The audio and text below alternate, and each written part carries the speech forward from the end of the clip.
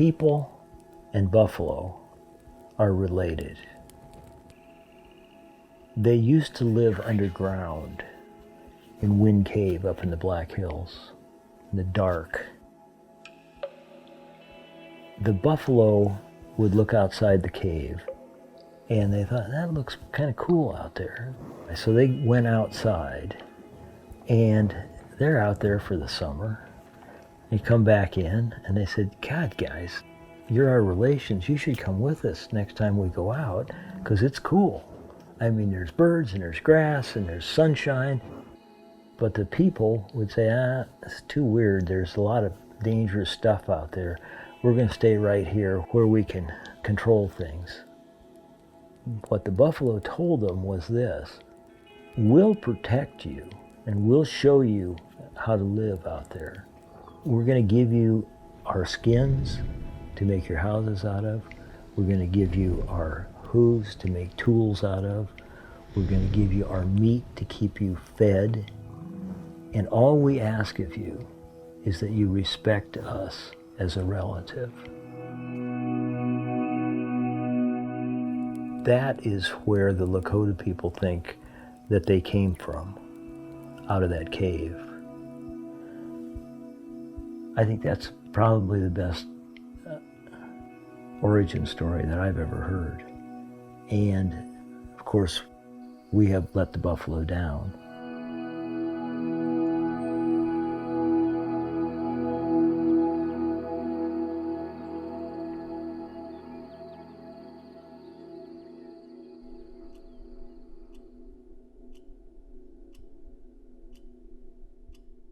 There's a million ways to get into writing, and none of them are particularly good, but as the years clicked away, pretty soon I had a book published, and then I had 2 books published, and now I got 15 books published, and pretty much all of them take place on the Great Plains.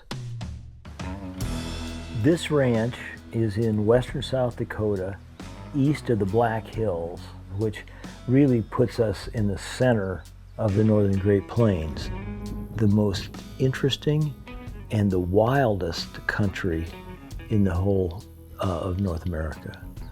And why is that?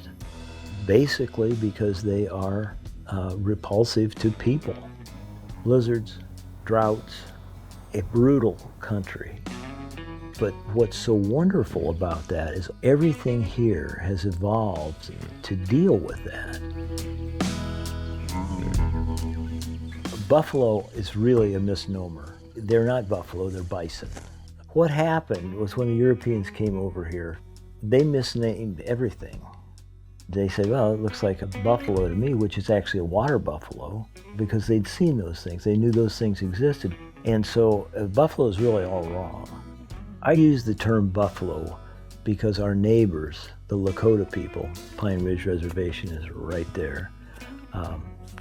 They call them buffalo.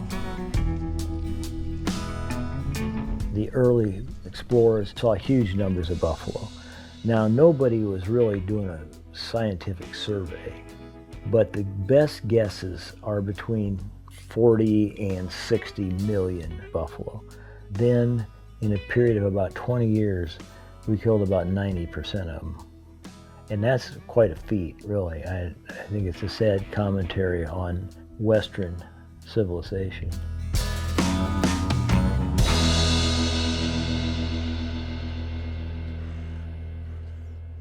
The way this land was treated was really foreshadowed in the Constitution.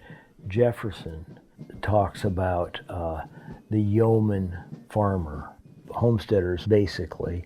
Well, Jefferson wore his Virginia farm out by growing nothing but tobacco, wore it out.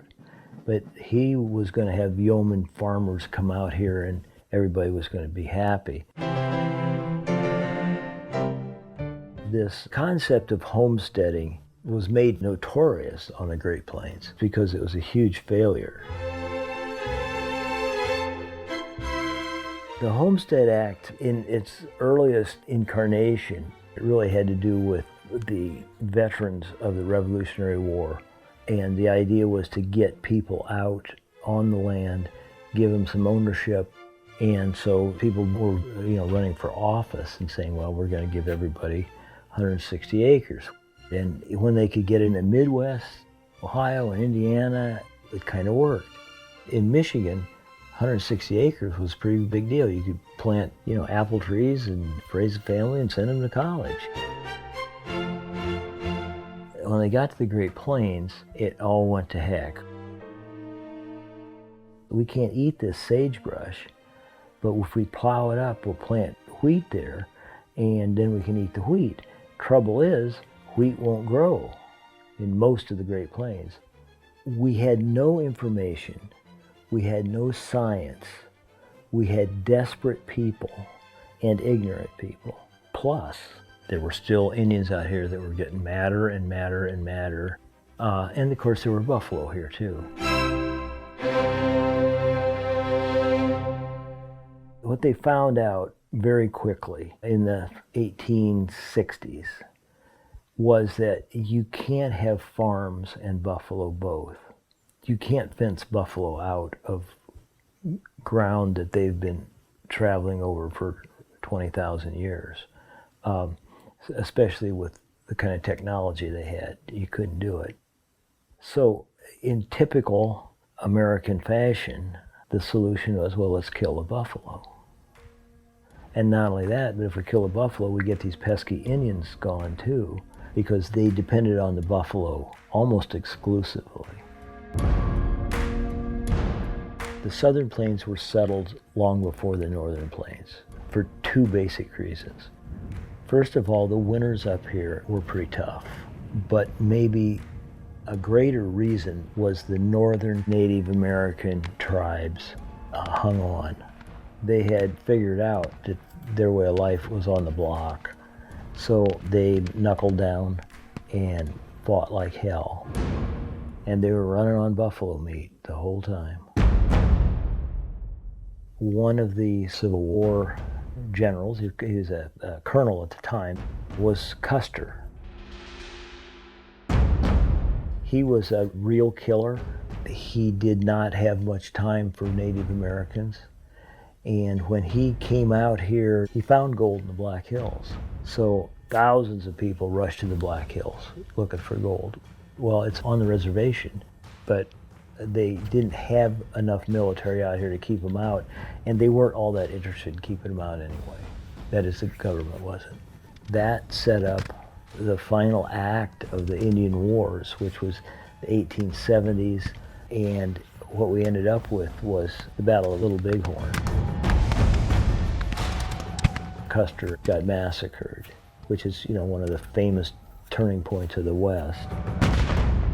But I would argue that it was about buffalo, because these Indians wanted to hunt buffalo. They weren't allowed to do it on the reservation. There weren't any buffalo, they were all dead. And so they went to those places where there were buffalo, and that's where the military surrounded them and tried to kill them, but surprise, they got Custer first. In the early 1880s, there were a few people in the East that were saying, hey, where are all the buffalo? Well, by the time the scientists got out here to survey the great herds were gone. And I think they only saw 2 buffalo or something, and they were hunting hard. They were riding horses all over the place, just didn't find them. And of course, what they did when they found them was they shot them and took them back to, to display them at the Smithsonian. The death of a single animal really means nothing as far as ecological concerns. The death of a species is a catastrophe. And when the buffalo were gone, all life on the Great Plains changed.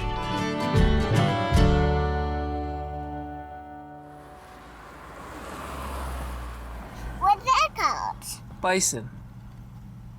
How about can you say buffalo? Buffalo. There you go. Let's count and run to. There are more buffalo now than there were 20 years ago. Now, are the buffalo coming back? It depends a little bit on what you mean by buffalo. Now we're just gonna stay over here. Do they roam? Do they affect their ecosystem like they used to? Are they still real buffalo? 90% of them aren't. People who put their buffalo into feedlots will traffic in the idea of roaming. They'll traffic in the idea of freedom. They'll traffic in the idea of the Great Plains, when it's all basically a lie. When you are taking an animal that you have destroyed their habitat, and then you put them in a feedlot, and you force them to eat the very grain that you have planted in their old habitat, it seems to me a cruel irony. But that's the name of the food game.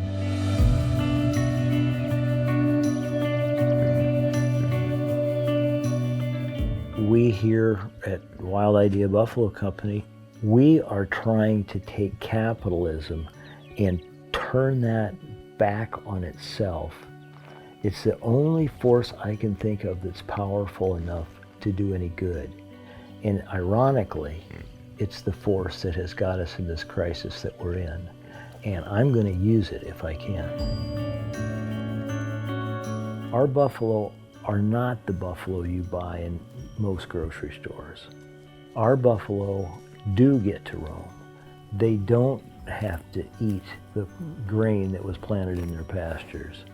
They don't have to suffer the indignities of a modern slaughter plant.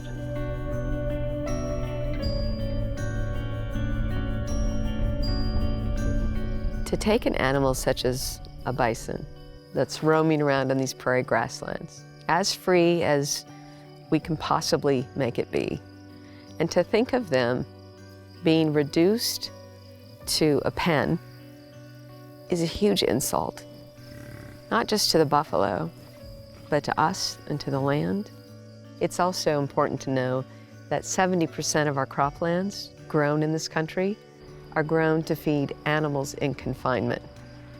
So we're plowing up prairie grasslands to plant crops that the animals are not supposed to be eating because it makes them sick. We use the excuse that we're feeding the world. Not true. We're feeding animals in confinement. That is not a sustainable system. We've done some damaging things to our planet, but we can't quit. We have to be good examples for our children and our grandchildren, and to show them that there is a way. Where do you want to be? Where do you want to be? Can I go get my shovel? Yeah, hold on, I'm going to introduce you, okay? So I'm Jillian Jones, and my dad, Dan O'Brien, started Wild Idea. This is my husband. Colton Jones. And we have two growing boys, Lincoln Jones and Barrett Jones, who took off. When we talk about sustainability, it only reaches so far, so we have to be sure when we're talking about food that it not only has a positive impact on the animals, but also the environment and the people. I think it all starts with the land, and the bison are just kind of an extension of it. So we're just being the best land stewards that we possibly can. The environment knows what to do, the animals know what to do, we just have to allow them to do it. Our management is pretty simple. It's don't mess with them. We go weeks, sometimes months without even seeing them. And the only time we really see them is when we harvest them.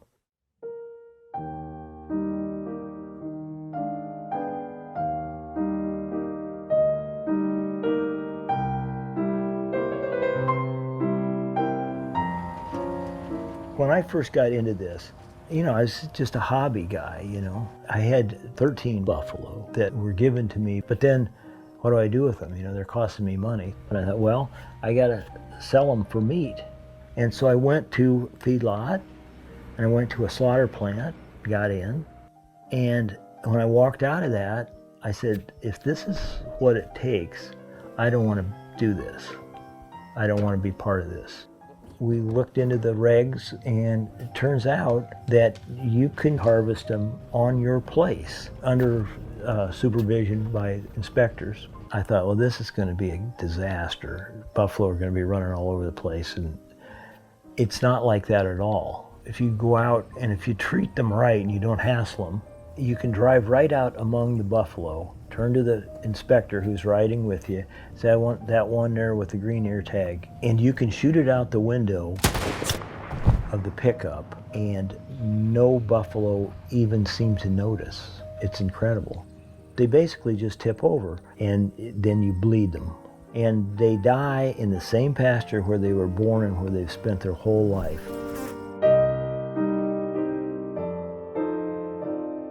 I think that shows more respect than anything you can do, is that way of harvesting. All of us within Wild Idea have some sort of emotional tie to these animals. We recognize that their life's being taken in order to sustain us. Letting them just behave like they would naturally, it means that you're getting a product that doesn't have a lot of stress hormones pumping through it, not high cortisol levels. And 90% of the time when we stun an animal, it's got a big mouthful of grass and it's got zero idea of what's coming. And honestly, if it were up to me and I had a decision on how I had to go, I'd be just fine with this method, I'm pretty sure. Just give me a nice big ribeye and let me chew on it and then lights out. So there's a bull, there'd be 1, 2, 3, 4, 5. He'd be the 6th one. I'm trying to get straight with him. He's kind of in the gap right there. That's one that I'm gonna try for.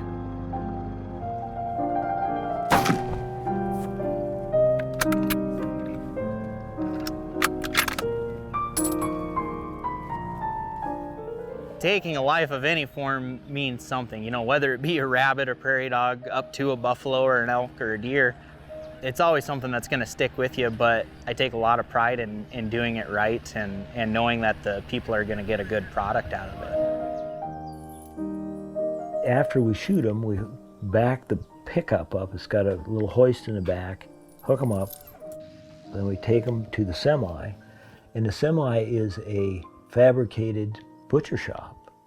Because now you're dealing with a carcass, you're not dealing with a buffalo, you know, this is a dead animal. So we pull him in there, the guys skin him, hang him up, eviscerate him, split him. The inspector makes sure everything is clean, just same inspection as any other plant. Then they go in the back cooler and we can put up to 30 in that cooler. I think we can give them love and respect in life, and I think we can give them dignity in death. And we all have to eat. And I feel all right sitting down and eating a buffalo burger or a buffalo steak. I'm all right with that.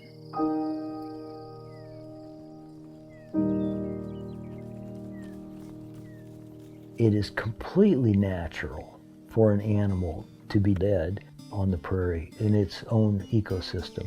It's completely natural, and we at Wild Idea do not try to sugarcoat that or anything, because I think that sugarcoating it is a sin. It's an act of denial of who we really are, and I'm all for admitting who we really are. We're human beings on this earth, and we're part of that same system that buffalo came from. When we gut that animal, this big pile of guts there, we compost it. The blood from the buffalo goes right back into the soil. That's high test energy. This is a sacred thing we're doing here. And we've learned that from, you know, our neighbors, the Lakota people. And so before every harvest, we take some sage and we thank the buffalo for its life. And some of the guys that work on the harvest crew are a little fanatical about it. You know, they want to get that right. It's a sacrament for us. It's a tonka. It's how you say buffalo in Lakota. They're more than just an animal. They carry a lot more inside of them than most people think. Buffalo provided everything that us as Native Americans needed. It's there for us when nothing else or no one else was. That's the strongest tie you could have to anything, you know. And honestly, it seems like nowadays not too many native people like buffalo anymore, you know. Because on the reservation, there's a little slaughterhouse that cuts buffalo up and distributes it to the community. And there was so many bad feedback about it, you know, we don't eat that stuff no more, you know, why are you guys trying to give it to us now, you know. The reservation and the stories with buffalo and all that, it goes way back to why we're stuck where we're at there and how things are nowadays. Kill us off, put us here, take our animal, kill it, and then now they're trying to bring us back together, and it seems like they don't want it.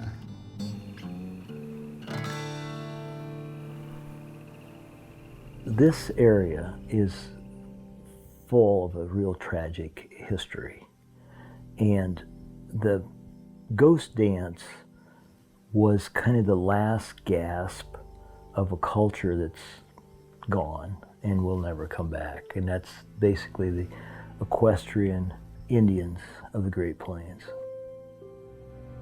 If the Indians would dance and their hearts were pure, the ancestors would come back. The white people would be swept away, and the buffalo would come back, because their culture had been shattered by the loss of the buffalo. We're talking about 1890, almost the 20th century. Sitting Bull was up on the reservation northeast of here, Standing Rock Reservation. He was a practitioner of the ghost dance. This ghost dance thing scared the hell out of the white people that were out here, because it looked like going to be an uprising and who knows what. So Sitting Bull, they decided to arrest him, and things got out of hand and they shot him. The other ghost dancers that were active down in this part of the country, they got scared. And a guy by the name of Bigfoot, who's a chief up north by where Sitting Bull was killed, decided he'd bring his people south to get away from the military. And he got as far as Wounded Knee Creek. The military caught up with him. This was the 7th Cavalry, who had been shot up pretty bad in '76 with Custer. Nobody knows exactly what happened, but a shot was fired and the military opened up, killed 40 men and 200 women and children, killed them all.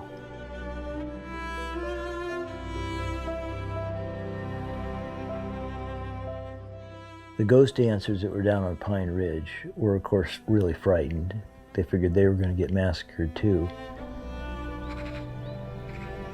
There's a butte called Stronghold Table, which you can see from the ranch, that is pretty precipitous, and it is like a stronghold. It's like a fort in a way. But they went up on top and they kept dancing, hoping that the buffalo would come back.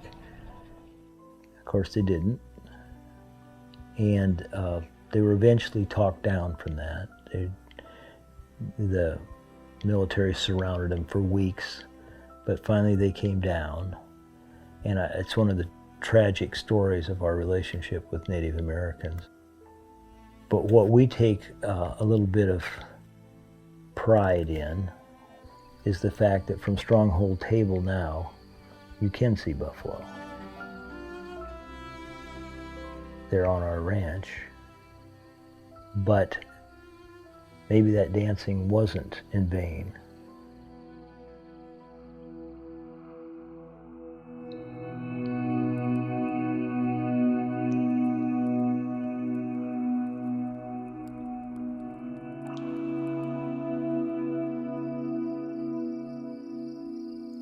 As a society, the legacy that we leave behind for our future children is not particularly bright. We're slow learners, and we are now destroying the environment. We are losing species. But I see hope as long as more people start to think that what they put in their mouth has a direct impact with the land and the world in which we live. We have to share that knowledge and share that experience so other people understand and they start caring too. And we're kind of gaining momentum and more people are becoming more aware and they really feel like they're a part of something bigger, and they truly are. It's not too late to save the northern Great Plains. We're fighting to preserve those little corners that are still relatively intact. I have always thought that a buffalo and a prairie dog, the birds, the antelope, and grass are really all the same thing. Everything is connected. It's not a whole bunch of species. It's one big circle, and we're part of it.